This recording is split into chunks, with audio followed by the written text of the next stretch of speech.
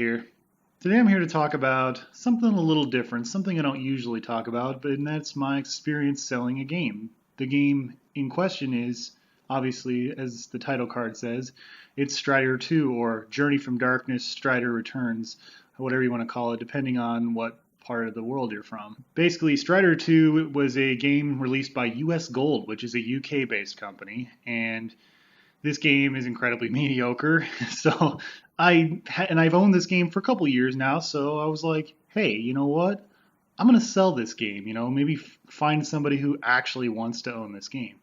So the story starts when I was selling the game, of course, Strider Returns, or whatever you want to call it. Originally, I had it up on eBay for about $5 their best offer. So naturally, a bunch of people tried to lowball me. That was a huge red flag, so I looked it up and found out this was worth at least $15 to $20, so I naturally increased the price. I sold it for a buy it now price of $12.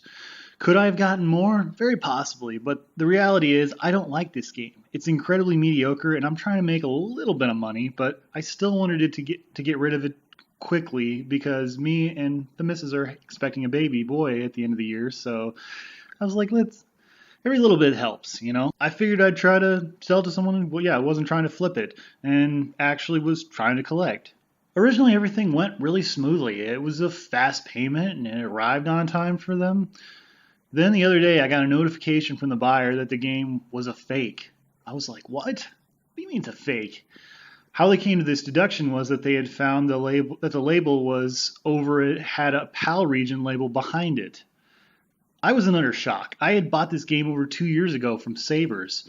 They sent me some pictures and I gave them a refund. They understood that I didn't do this on purpose, but I felt super bad about it nonetheless. I had no idea this was a PAL Mega Drive game with an American label over it. You would think the story ends there, but you would be mistaken. So a couple of days later, I was on a Facebook group that I'm a member of, and I was scrolling down, and in fact, this was a Sega group, and someone had posted a picture of Strider 2 and said, there's something funny about their label. Someone mentioned that they had come across this a lot with other Sega Genesis games. I checked some other forums as well, and it ends up that there's several games that this has been done with by companies where they would take a PAL game and slap an NTSC label over the old PAL game and sell it on in America and vice versa in Europe as well. The reason they do this is because possibly of too overstock in one area or another. And I guess this was a pretty common practice back then.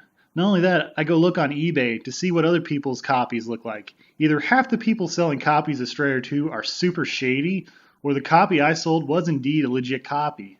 This makes a ton of sense since US Gold was a company based in the UK. I did talk to the buyer, and they agreed to return the refund. It was a weird situation for both of us. After all, we had both given each other good ratings, and this was definitely a revelation for both of us. I suppose they had no legal obligation to return the refund, but I was really happy they did, and I am super grateful for that. There's a few morals to this story. Don't mess with the frickin' label. If this person had not went super sleuth on the label and peeled it back, they would not have went and needed to buy the game again. Instead, they were left with a damaged copy of Strider 2. I get the whole concept of wanting to collect and have a nice looking collection and a legitimate collection of that, but at the end of the day, we need to enjoy these games we own.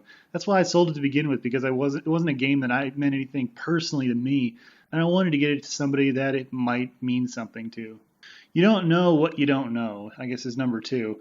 What happened to me and that other person could have happened to anybody. Not just on eBay, but all Facebook groups where people buy and trade. I've always felt I knew a little bit about retro games, but I feel like I really got served a helping of humble pie here, as I'm sure the other person did as well. It is important that we remember that we can learn a lot from other people. And number 3, just be respectful of each other and don't get too excited when these kind of things happen. Make sure not to be reactionary and just research. Make sure you know that, okay, this is legit, or this, you gotta really take your time on these kind of things. What are your thoughts? What are some of your buying and trading and selling horror stories, or stories that really helped you learn something? Comment below. I really want to hear what you have to say. Thank you so much for watching, and keep on gaming.